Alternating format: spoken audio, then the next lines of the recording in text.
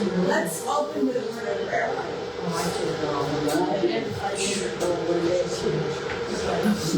Our gracious Heavenly Father, I just want to thank you for today. Thank you for these ladies that are here that are eager to learn what you have to say to them today. And Lord, I just thank you that you speak to us and we can hear and we can listen. And it's such a privilege to know that and to know that you are guiding us in everything that we do.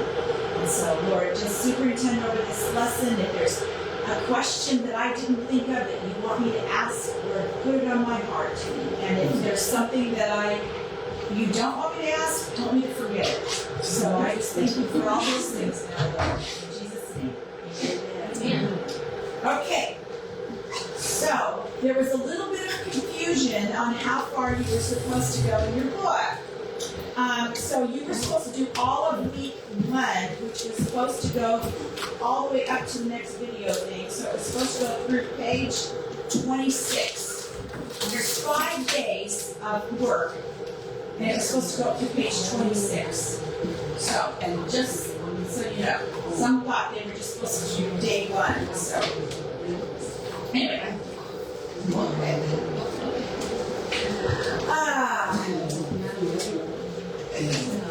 Come on in.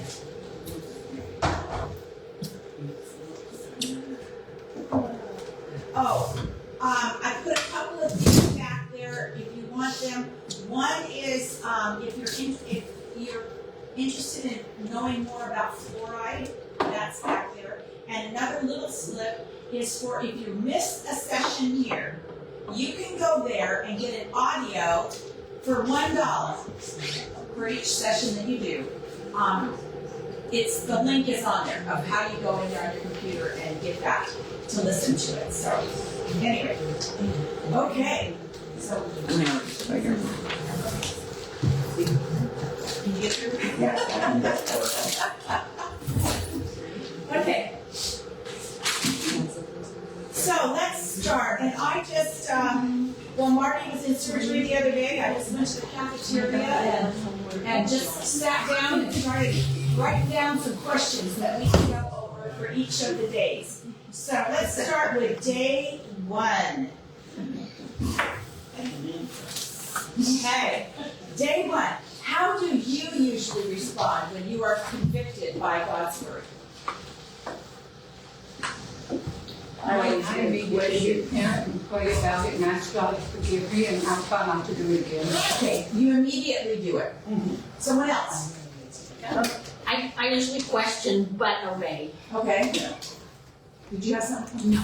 Well, I thank God for revealing it to me, and I have to wrestle with exactly how that has infiltrated my life and what I need to do to change that. And if there's any apologies I need to make, I have to, apologize to him and confess it. And I really grapple with something like that. I agree with Rita. My response is, it takes me a while because I have to think about it. Yeah. Okay. My relationship with Marty is my biggest one. He doesn't remember history right.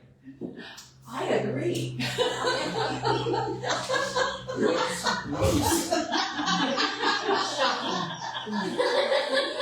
Oh dear. He's a good pastor. He is. We're not talking about that. No, that's fine. I agree. That's So, anyway, yeah, he'll start telling stories and I'm going, that's not Yeah, the things are about me. I know that's not appropriate. My husband does that too. So, me, I usually don't respond to God right away. I need to think about it. I need to process it.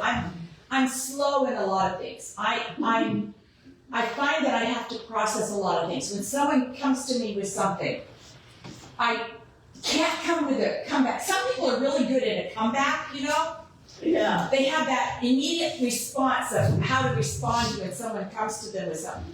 Me, it hits me later. And it's the same way when I'm convicted by God's word. It's like, I've got to process it. I've got to think about it. Okay, now how should I respond? I mean, because it's not usually a simple thing to do. It's usually, okay, how do I implement that and process it and how to do all of that. So, Well, that's a good thing, because then you don't just blurt it out like I do and then regret it later. so anyway, we respond differently, you know. Sometimes, I don't know about you, sometimes I have tried rationalizing it. If it's something that I really don't want to change, sometimes I know in the past I've thought about it and I go, you know, I really did rationalize that and try to figure out a way to kind of get around it. You know, of something else that I could do that wasn't quite as drastic as what like I picked up or something. So anyway, but yes, we all respond differently. But I don't rebel against it. I don't do that. But it takes me sometimes a while to think through it and process it. Okay. So the book spoke about the sacrifice of obedience. I think I didn't look up the verse on this one, but it talks about, I remember the verse that King David was saying, I will not, when he went to buy the land, or get the land for something, was it for the temple? It was the place where the sacrifice in the threshing floor. Yeah. He wasn't going to Make it free. just take right through, because the guy was offering, oh, you can have it, Right. but he said, no, I'm going to pay for it. I'm Right. going to pay for it because There it's my is another video or movie that Marty and I and Mom went to see just recently. It hasn't been released in video form yet. It was in the theaters, but you had to drive to Portland or something to see it. And it is really, really good. It's called The Forge. forge, I heard. The Forge. It's put out by the same group of people that put out, Facing the Giants, all of those books, all of those movies. Stories. And it was so good. But one point in that he pointed out was this older man was discipling a younger person. And one of the discipleship things that he was saying is, obedience always requires a sacrifice of something. It might be time, it might be money, it might be something else. But there's always a sacrifice involved. And then he shared with them how he had loved golf. And he really loved golf. And then God convicted him that he needed to give up golf so that he had more time to spend with God in his word and different things. And he gave it up. And he shared that with this young boy who was in his early 20s, And the poor boy, he was like really addicted to video games. And the Lord convicted him and he gave up his video games so that he had time to spend with the Lord. It's different with each person. And at different times it can be different. It might be something the Lord tells you now you need to give up. Or it might be later he tells you something different. And like I said, it could be money that he asks you to give to something, or it might be time or... I think that sometimes he takes people out of your life too. Yeah, that does. People that might draw you away. Yes, he does. Yeah.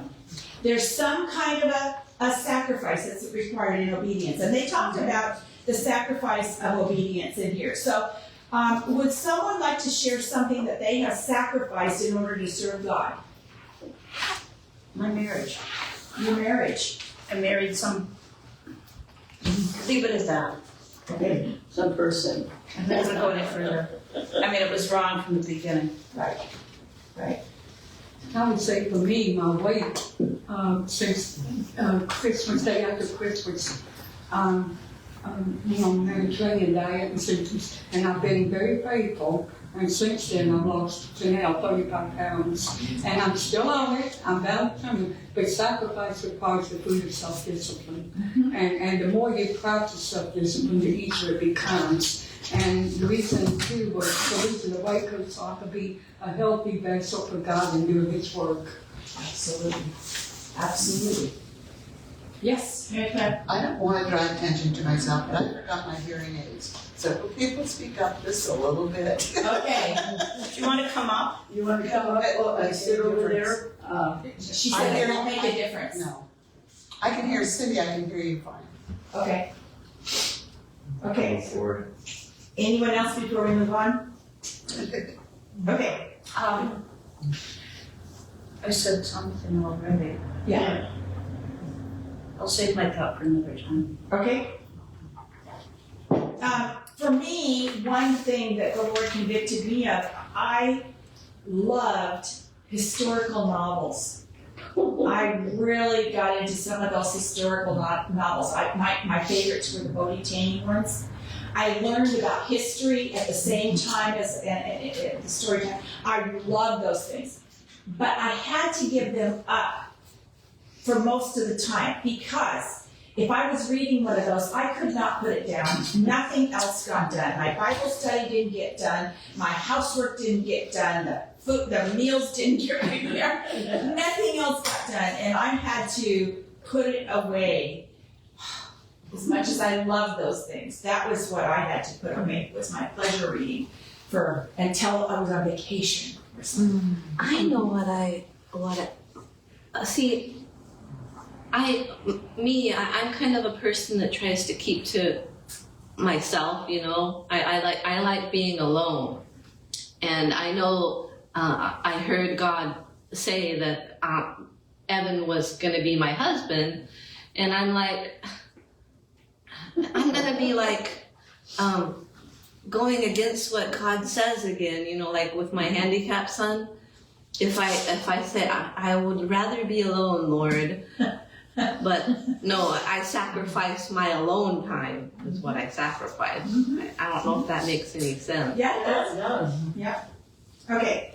On page 10 in your book, there's a quote that I wanted to read. And it's in the middle of that, in the center of the page in that paragraph there, in the middle of the paragraph. Each of the issues I surrendered really contain poison that, if kept, will keep the wonderful future God has for me.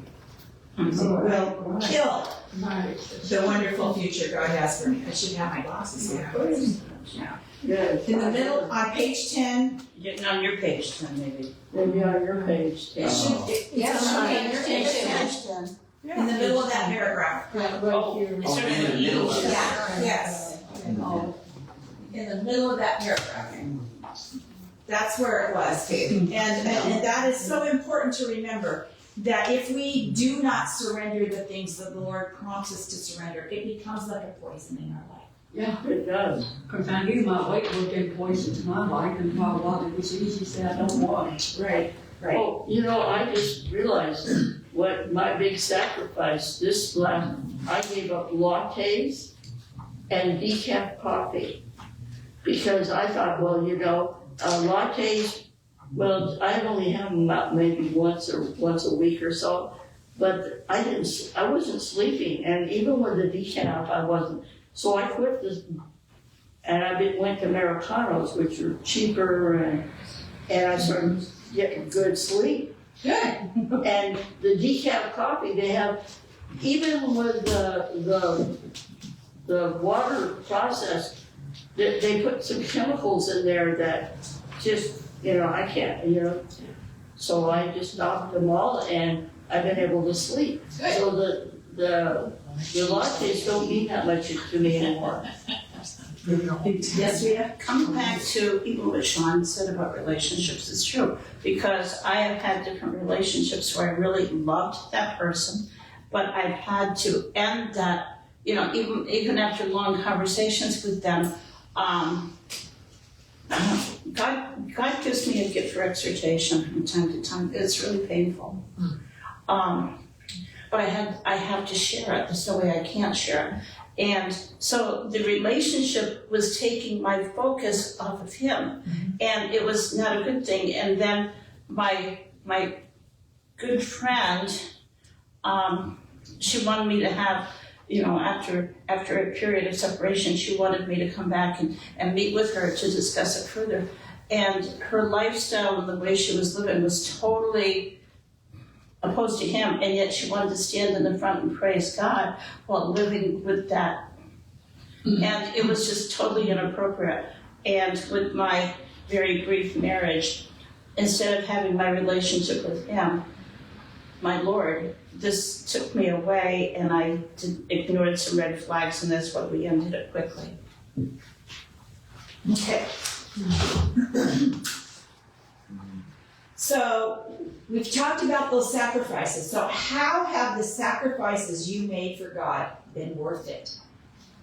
It's better to be alone. It is worth it because I really didn't sacrifice too much alone time. He does so much for me. I didn't know a man does things like that. Like he'll bring me coffee, and now he's like into barbecuing. He says, women don't barbecue, men know how to barbecue better. So he likes to barbecue his chicken every night, so I don't cook. And he does the dishes. Every once in a while I'll sneak and cook if it's vegetables, because he likes vegetables. So I'll cook some vegetables, and I mean, he actually helps out doing different things. Like he's over there vacuuming the bedroom floor because, little shredder, my new little shredder dude.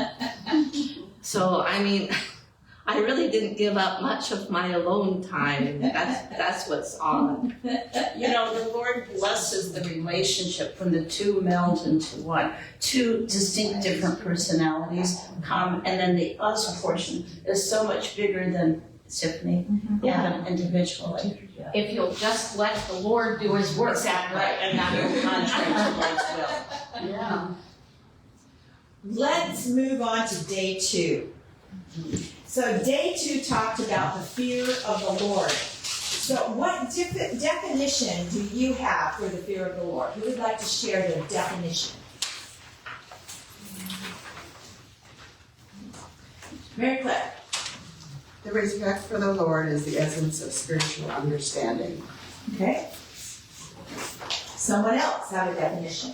Oh, honoring the Lord above all is the beginning of being smart. Okay. Someone else? You must believe in the Lord and obey his commandments. From this comes righteousness. And what I put was the reverence and awe of God by the presence of God through the Holy Spirit, to see ourselves truthfully in the light and presence of Christ, in all reverence and all given it to Christ. Okay. A definition that I had was respect for him, knowing that he is just and my actions have consequences.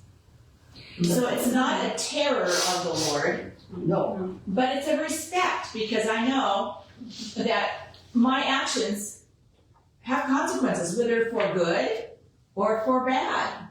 Yeah. Because he's also, if I do something good, he's a rewarder, right? Yeah. Yes, and you want your daddy to be proud of you. Yeah, your daddy to be Right. proud. Great. So there's that respect. Okay. Where does the Bible say that spiritual wisdom comes from? With God alone. Yeah. And it comes from, it says, the fear of the Lord, right? That's the beginning of wisdom, right? Okay? So how has the fear of the Lord enabled you to obey him, and how has your life changed as a result? Well, for one thing, I have to learn to respect and honor people in authority. And with your dear beloved husband, I love him, he's a wonderful man. But he comes off with, well, first thing we heard last Sunday, briefly he said, well, you guys we're not gonna do any of the music except maybe 2 songs, and I want you to practice on them. So, well, naturally, they were in 2 different keys from what was in the book. So I transposed both keys, I worked my little buns off, those 2 hymns, I had them down. And then he said, Marta, don't worry about offertory, because I've got something I'm gonna use, blah, blah, blah. And I said, okay, I just want you to do this one little thing for the prelude, one little time, do a little slowing down. And none of that happened. We got here and said, we're not doing the hymns. You guys, we're just gonna go up and do the 2 songs. And then all of a sudden I said, what about offertory? Are you gonna still? No, you're gonna do it. I was joking. I said, are you sure? Oh yeah, I'm sure.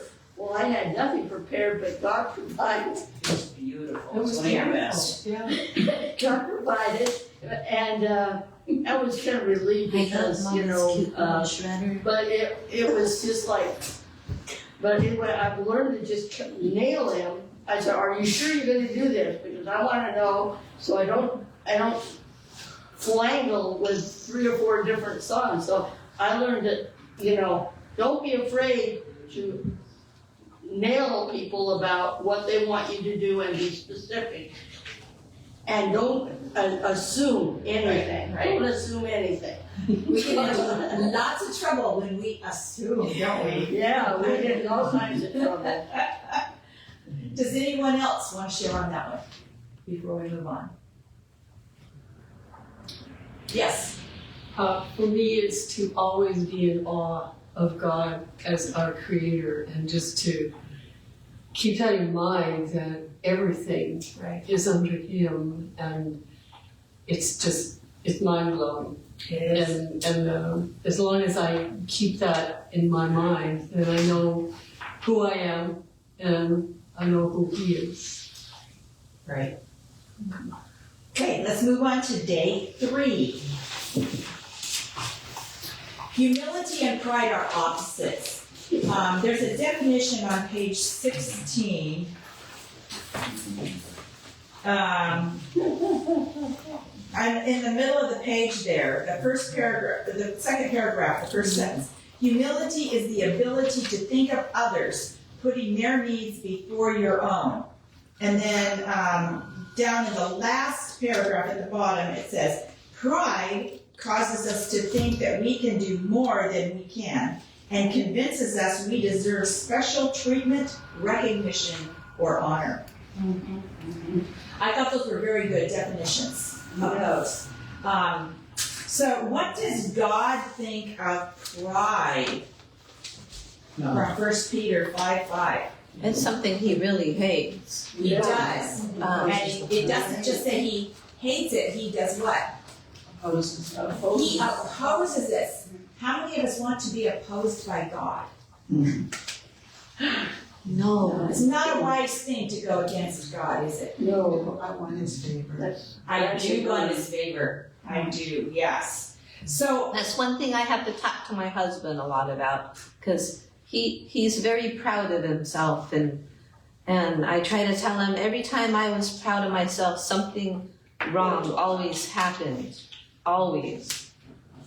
God will do something to get our attention. Yeah.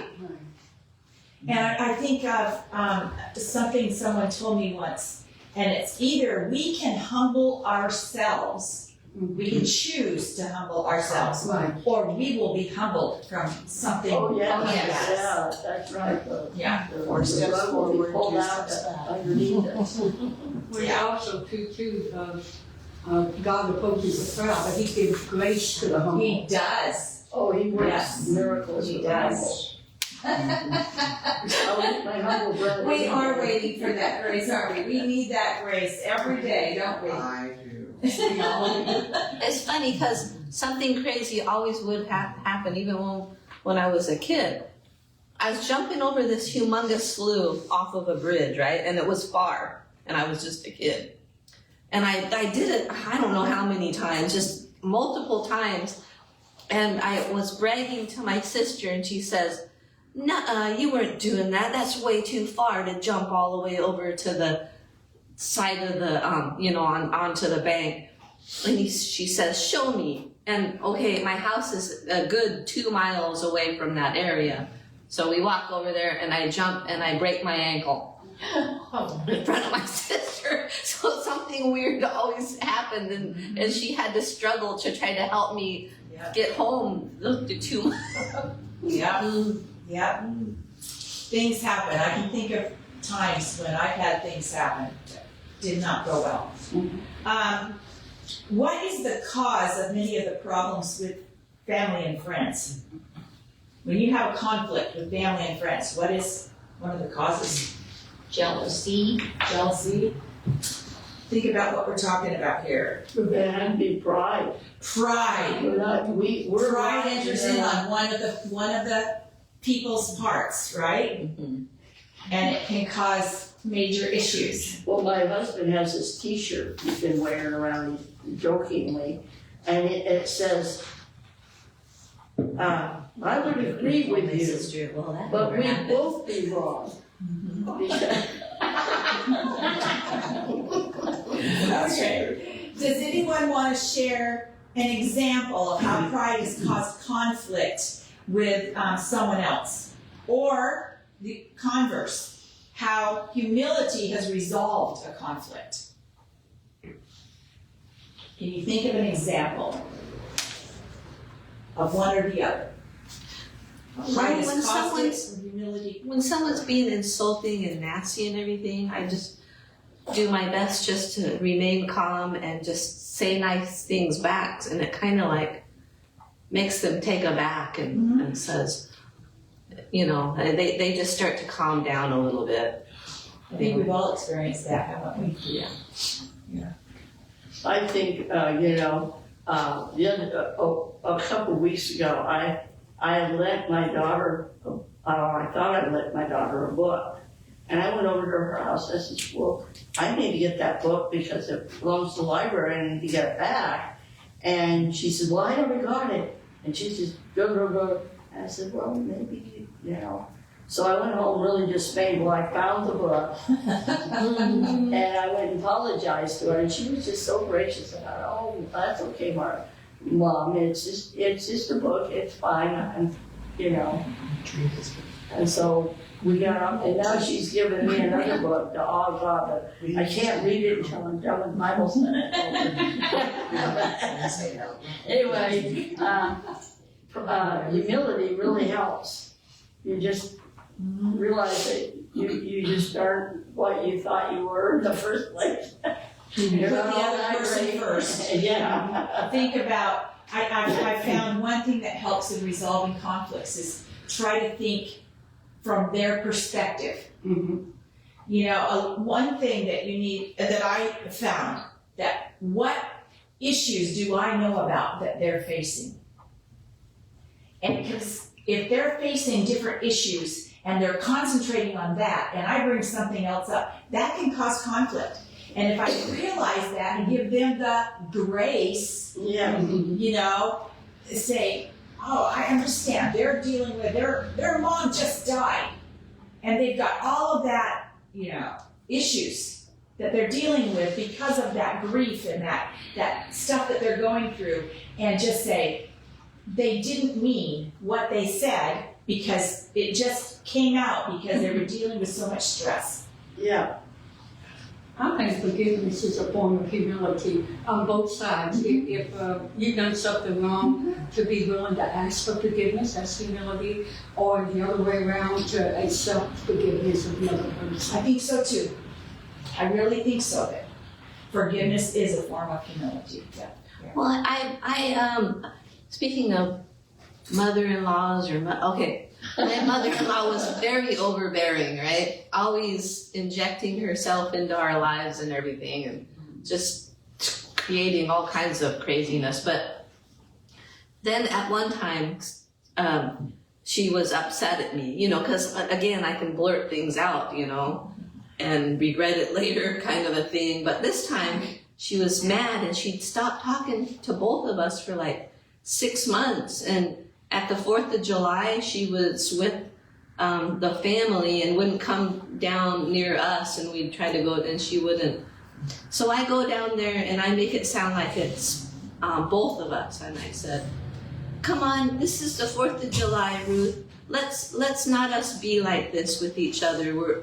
We're both, you know, a little upset about different things. Let's just enjoy ourselves." And she didn't really say much then, but like maybe 2 days later, she repaired everything. But I mean, even if you know you're not being the one doing it, you can at least make it sound like it's both of you, because you really don't know, again, what they're thinking or going through or why they're acting the way they are. At least just put yourself into the situation and make it sound like, you know.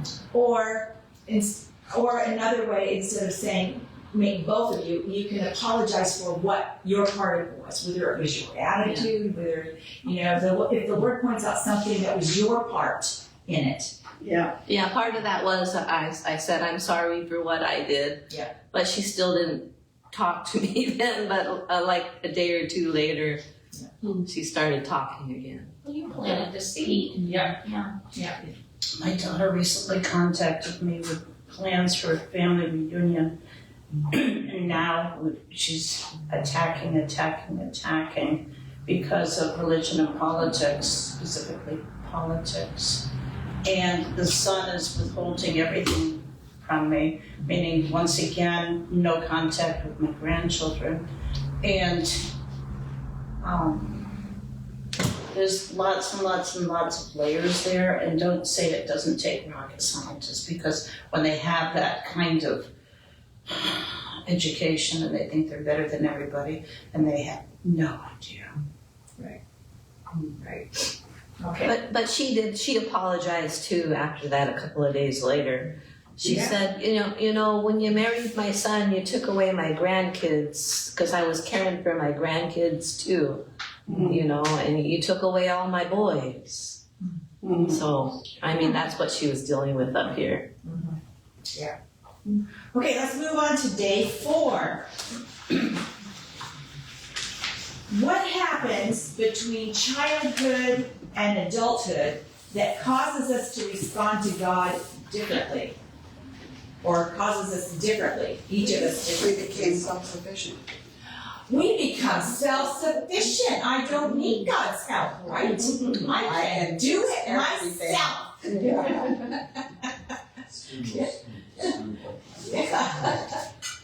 Yeah. Humility.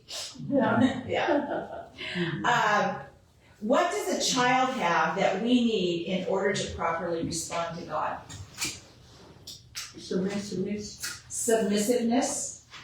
Dependence. Dependence. Innocence. Trust. All of those are important, aren't they? They know they can't do it on their own, right? Yeah. Oh, they sure try. Yeah, the older they get, the more they try. But the little younger ones, you know they can't do it on their own. And so they totally depend on God.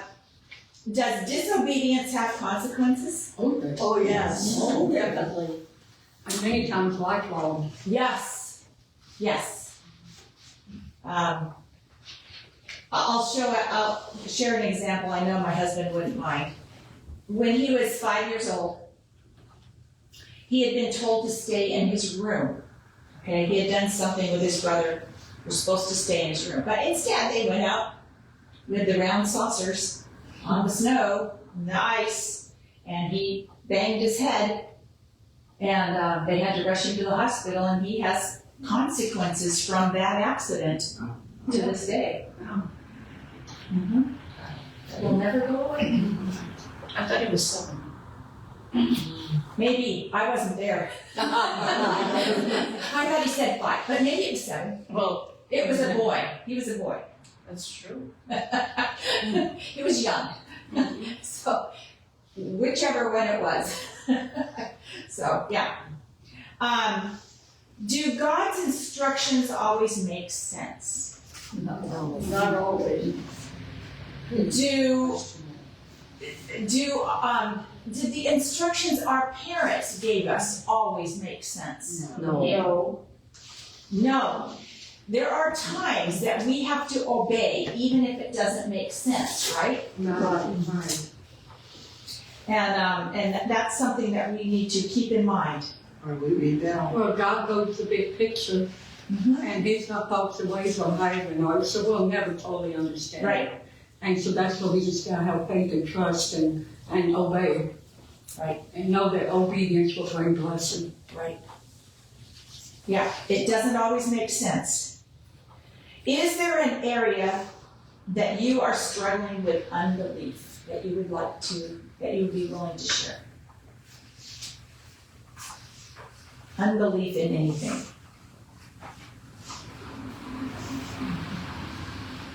I have unbelief in the world. Yeah. It's hard to believe what's going on. I know, that's what my unbelief is in the world. Uh-huh. Okay, then let's move on. How did the example, yes, Okay, I'll step out.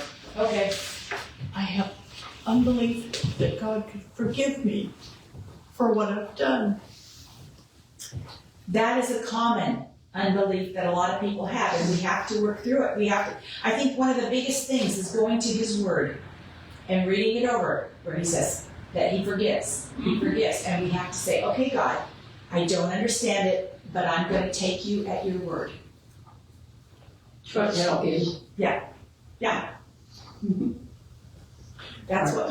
Pastor Marty told me, when I was having problems with what I've done in the past. And he said, you are insulting God because He forgave you and you do not believe Him. And from then on, it was like a giant piece of concrete had been taken off my shoulders. Yeah. Because I thought, okay, I'll accept that. Yeah. Of course, it still goes back to it. Yeah. And then you have to keep Take giving it it down. over to God again. Right. Keep giving it over. And yes. But it does help. I just know that God's sacrifice on the cross is bigger than whatever I've done. It's complete. It's the reason why He came, so that all could come to Him. He came so that the Holy of Holies could be ripped from the top down and open to everyone, men and women. He doesn't dole out the Holy Spirit more to a man.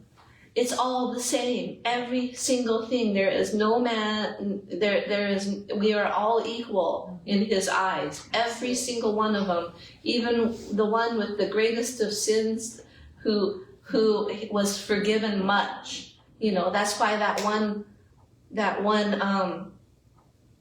prostitute that He forgave over and over again loved much. When there's much sin that was forgiven, your joy is so much higher and stronger and set in in your heart and knowing it's set in His heart, because His sacrifice is greater than everything that I am.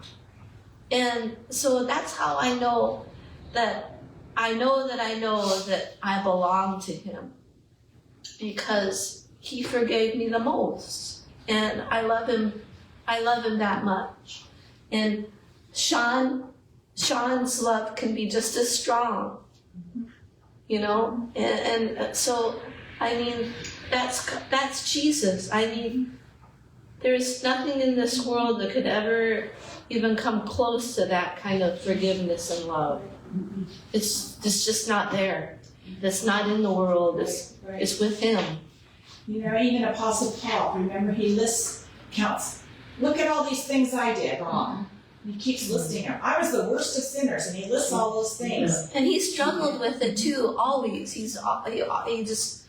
was just in awe of the amount of things that God had forgiven him of. Right. But see, with me, I think as a child, I had a bad weekend, so excuse me. And what it is that, yes, as a child, I know God forgives me. I don't forgive myself. That is the hard one. You can say over and over, I do believe in Jesus Christ and everything, and I know He forgives me. But the secrets in the dark and the things like that, I have to forgive myself. That's very hard to forgive myself, and I haven't shared with some people, but they know that because I'm on this peninsula. One way in, one way out, in bright colors, of course. But I haven't shared too much with my family. So I went to my granddaughter's wedding. And they liked the dress. They picked out a dress. Oh my God. I call it the Christmas tree dress. That's okay. They liked it. It was sparkles. Everything. But it's just not me, so give me my blue jeans back. And so, anyway, my memory's been going. When I get into groups, they don't know. And so I hadn't seen my sister for quite a while. And so she stopped over at my house last month and everything. So we talked, but we never talked about why I haven't seen her for 15 years. And so, and that's okay. You know, I mean, as a child, she carries things very long, very long. But at the wedding, I didn't have a woman by me. I only had my husband. And I was looking at my ex-husband and seeing how ill he is. And he's asked me for forgiveness, which I said, I've forgiven you a long time ago. And when I'm sitting there, I go, okay, now, you already have the venue going, and the husband who just got married danced with his mom, and we were already done with our dinner. So I assumed, but I was with all my grandsons, and I wasn't with any women. And I did say, and I had my picture taken with you know, the wedding party.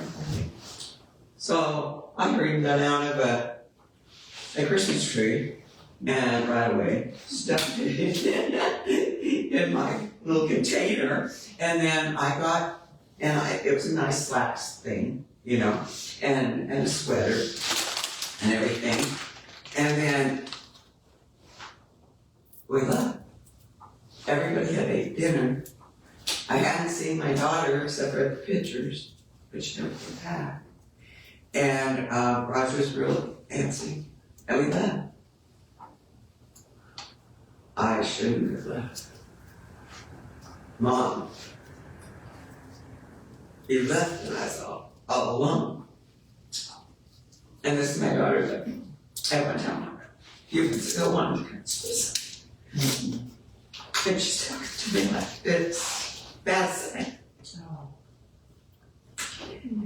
And even my granddaughter says, where did you go?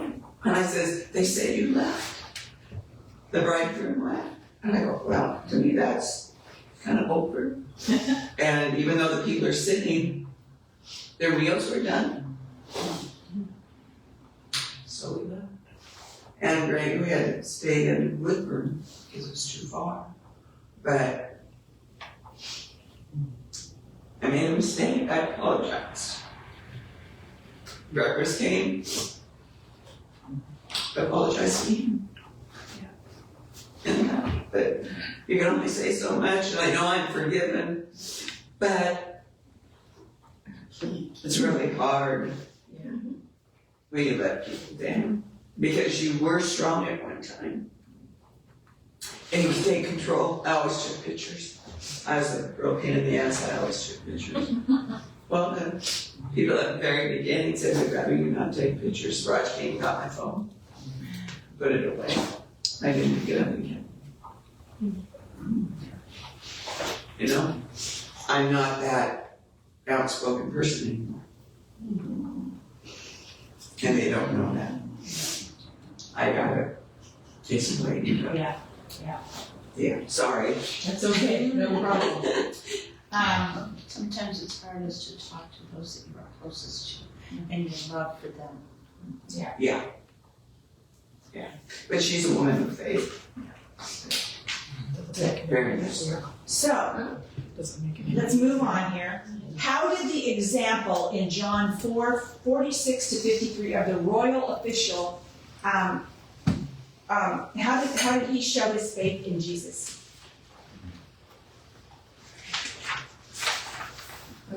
Where is that? Okay, we're still on day 4. Oh, I didn't know we were that far along. Yes, we're on day 4. Oh, it's on the last page, it's on page 22. Yeah. And what was the question? We had an example of this royal official. How did he show his faith in Jesus? He left and went home. Okay. Yeah, exactly. I'm sorry. Right, yeah. And Jesus was pointing that out because everyone else he had run into believed that Jesus had to physically be there, had to physically touch them, had to physically do something. And this guy says, no, I believe you just say the word and it's going to be done. Yeah. And Jesus said, I have not seen so much faith. Go home, what you asked has been done. Let's move on to day 5. What attitude of a child is important to enable us to hear God's voice?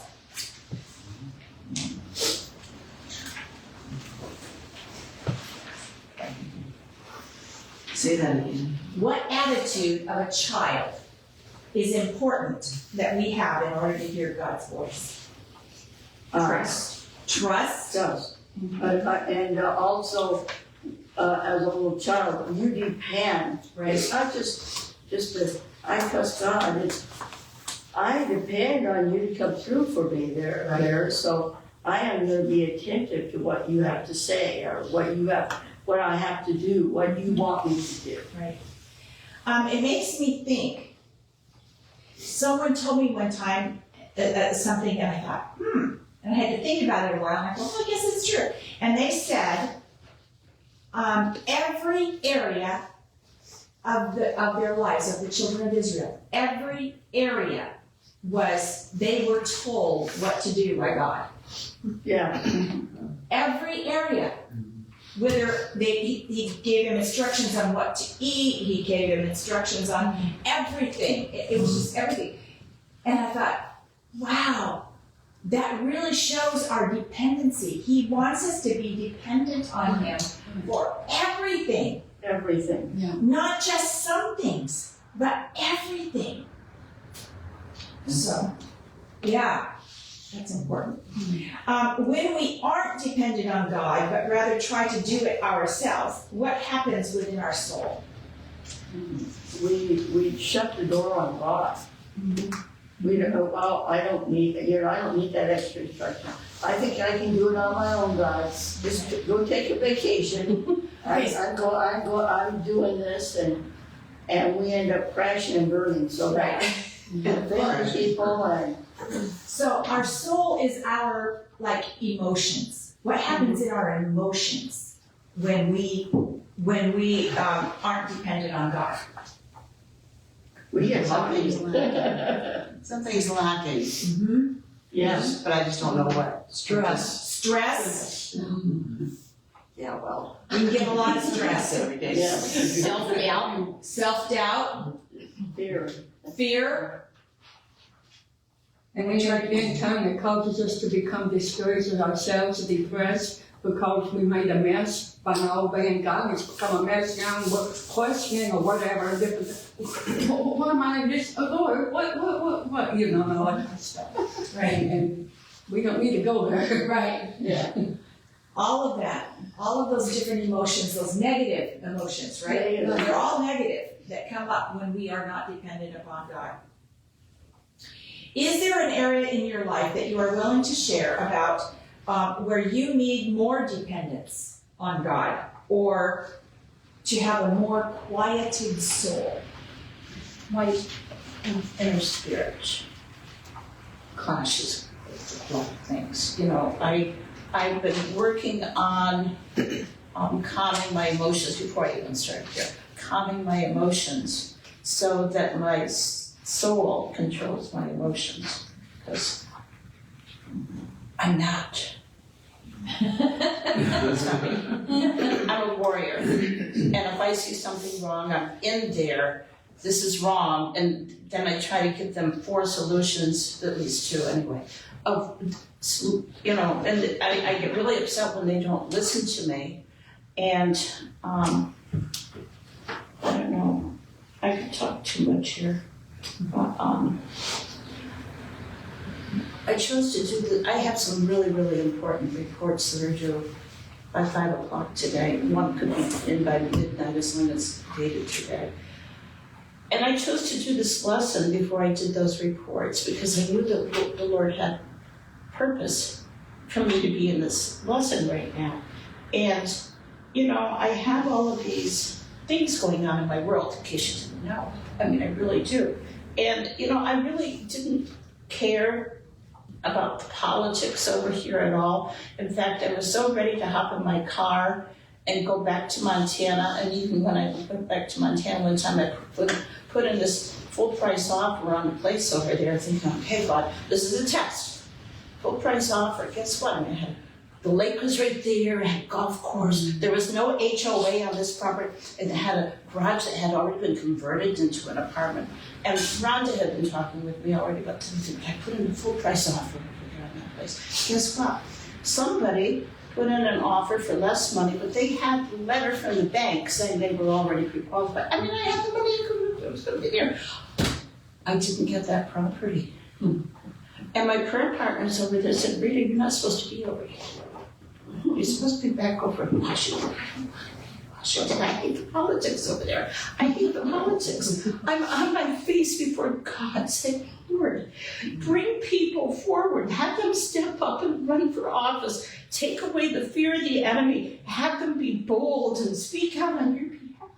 Have people step up. Okay.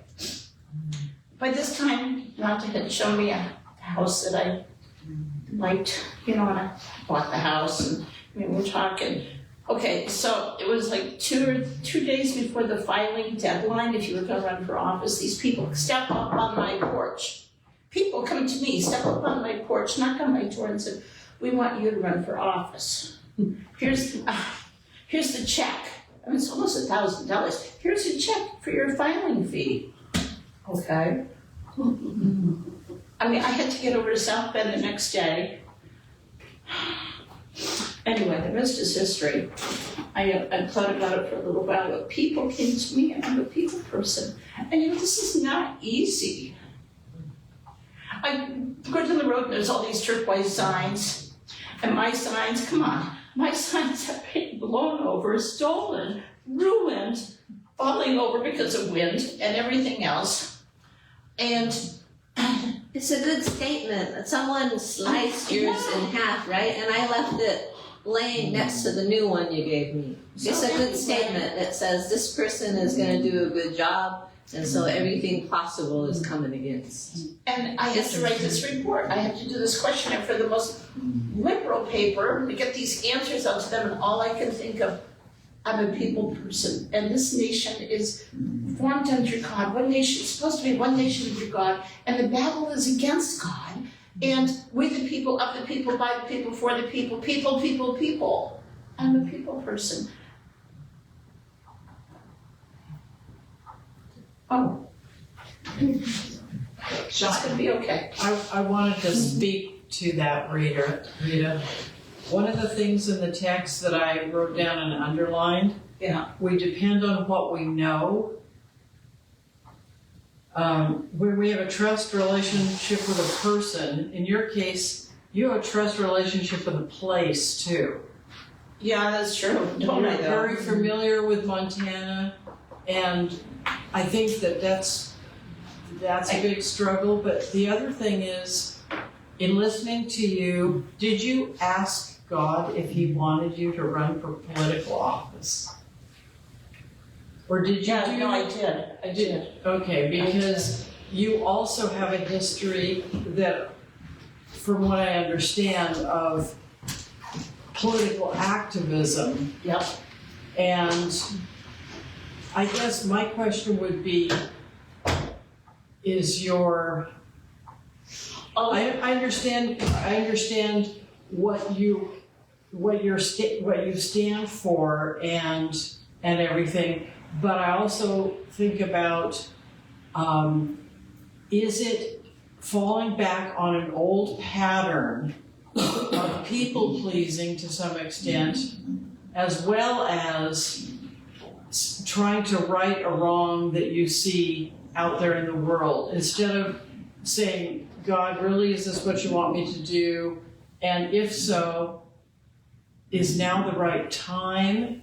Or Okay, in response to all of that, all of my actions, I'm in a continual conversation with the Lord.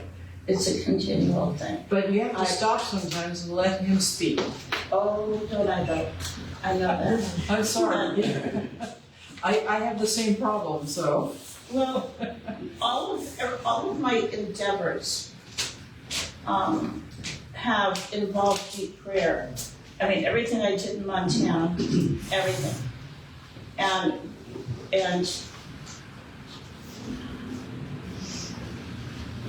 things I do over here, yeah, I really had been on my face before the Lord. And I didn't instantly jump at that chance. I mean, I'm totally humbled because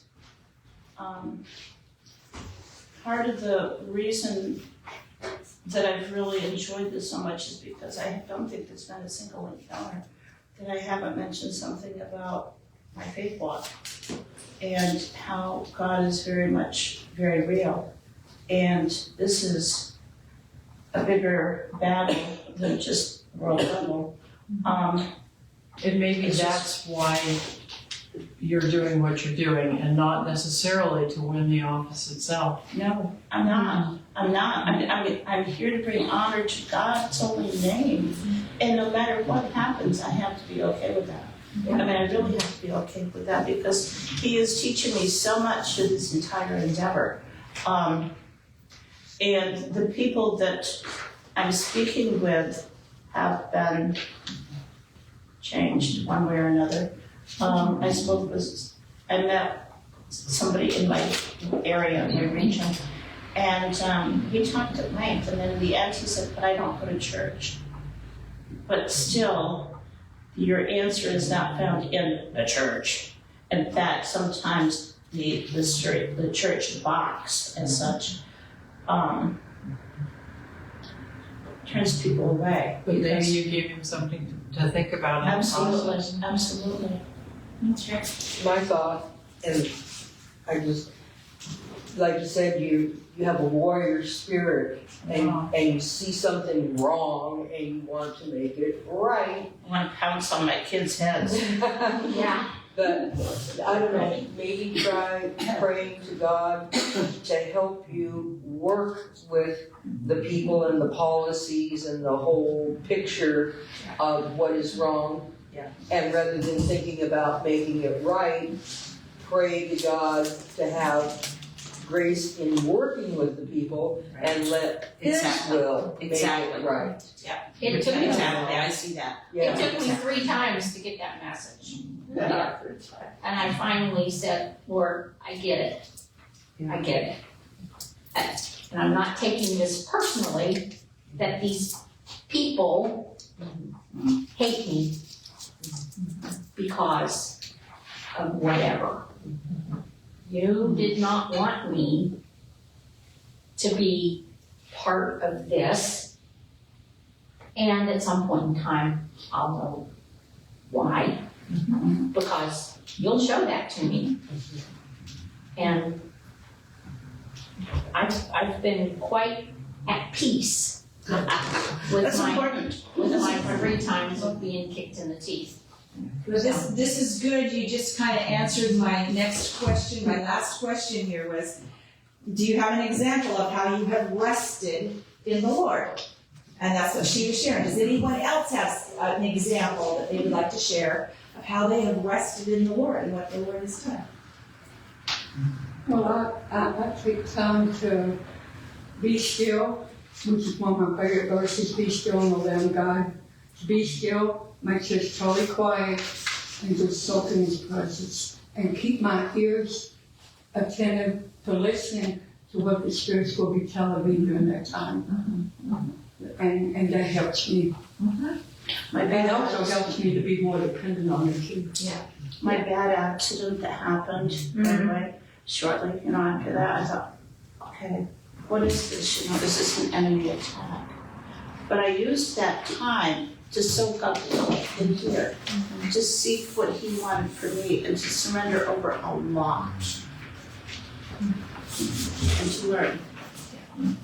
And to surrender more.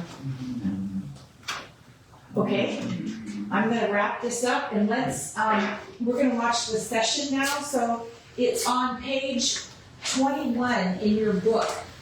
If you don't have it, like 27. No, I Oh, have, yeah. you It make is me a 27. copy. Looks like 21. I think We're gonna make you a copy? 27. Yeah. Anyone need it? Okay. Show me which ones you got, so some of mine I were completely chewed up. There. I'm gonna